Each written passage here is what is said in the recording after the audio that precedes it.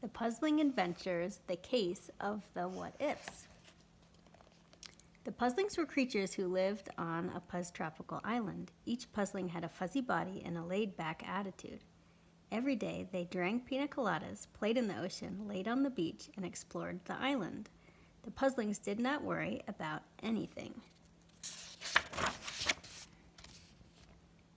Puzzle the Puzzling was different. He worried all the time about small things and big things.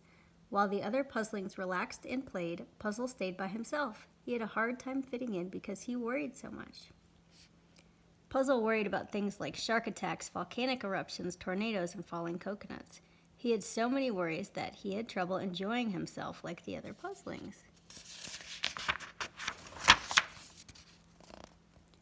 When Pazzy Puzzling offered him a piece of tropical fruit, Puzzle shook his head.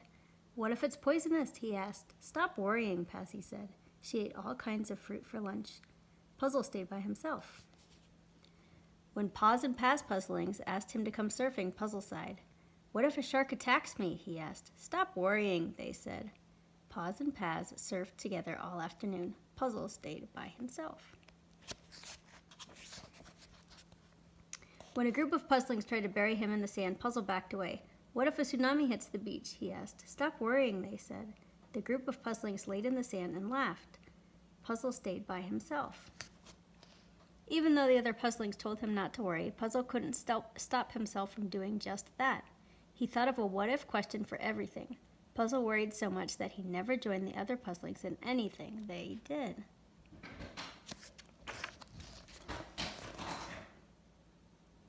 Everyone was frustrated with Puzzle. They were tired of asking him to do things. "He doesn't join us because he doesn't like us," they told each other. Instead of trying to include Puzzle, they left him alone. Puzzle felt awful. He hated worrying all the time. "I'm not like the other Puzzlings because of how much I worry. I don't think I'll ever fit in with them," he thought.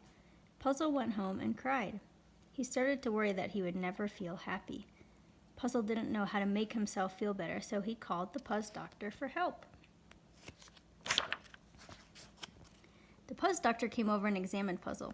"You have worried so much that you've come down with a case of the what-ifs," he said. The Puzz Doctor pulled out a shiny pin from his pocket.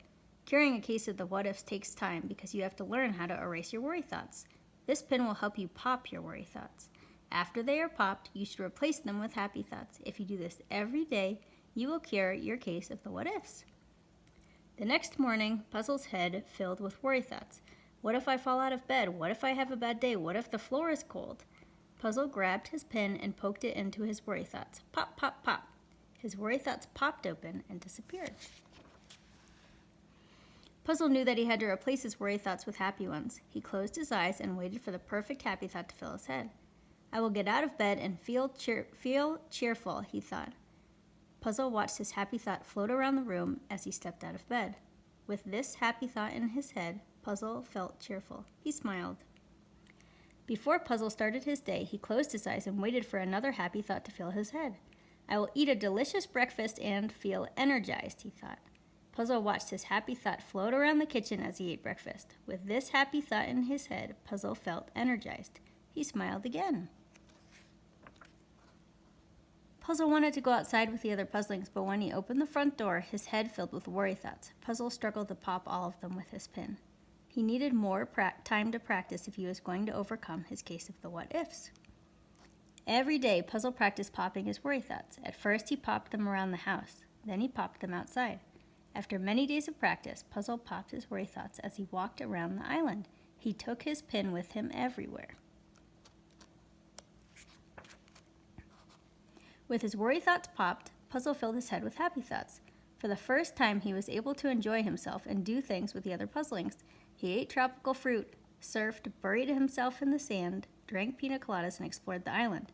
Puzzle was happy. Eventually, Puzzle did not need his shiny pin. He could pop his worry thoughts and replace them with happy ones on his own. He called the Puzz Doctor to tell him the good news. "It sounds like you've cured yourself of the what-ifs," the Puzz Doctor said. Puzzle was very proud of himself. As Puzzle grew older, he became the most laid-back Puzzling. He gave his shiny pin to other Puzzlings who worried about small things and big things. Puzzle worried from time to time, but he always thought of a happy thought to make himself feel better. Puzzle never had a case of the what ifs again. The end.